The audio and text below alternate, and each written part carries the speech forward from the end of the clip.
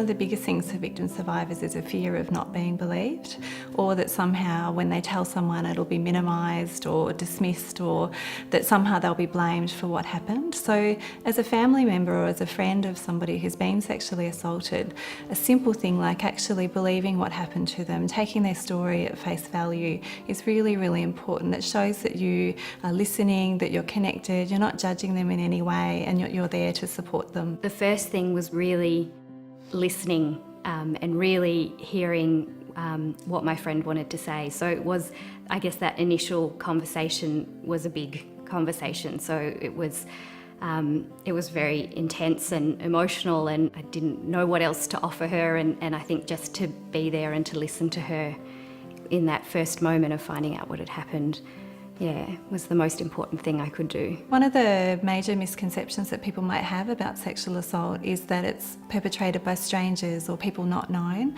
but the reality is for the vast majority of victim survivors, the perpetrator is known to them, which means often it's somebody within the family or close family friend. Family and friends can help sometimes just by simply listening. We don't need to have someone there sitting patting our hands the whole time. We need someone just to listen, to hear what we have to say.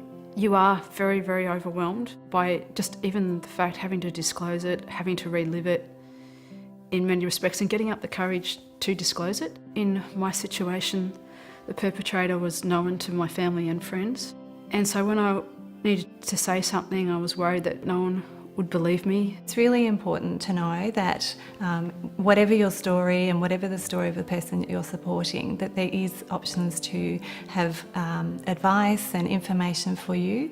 And if you're feeling distressed or upset about what's happening, and that's really common, that you can access support from a specialist service as well. I think it was really helpful for me to take on some of that responsibility for finding out what could be done about sexual assault and what help was out there, and to do some research and discover that there actually are specialist services and that they provide support both to people who have experienced a sexual assault but to friends and family. And so I was actually able to access that service and get some guidance and advice. Sometimes as family and friends we have ideas about what's helpful, and that might be for that person to contact the police, or it might be for them to have no contact with the police.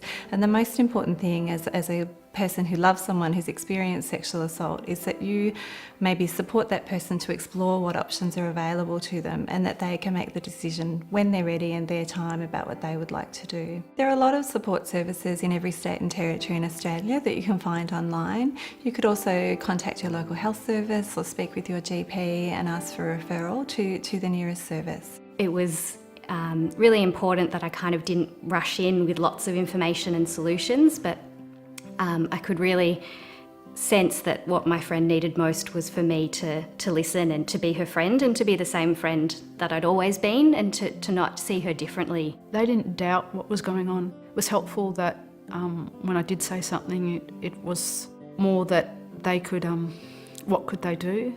I still haven't told them everything, but it was good that after I did speak to them is that I was still their sister, their daughter, and just a friend. And that's what I needed. One of the key messages for family and friends who are supporting a victim survivor is to know that there must be something special in your relationship for this person to feel like they trust you, and that you can support them with their story.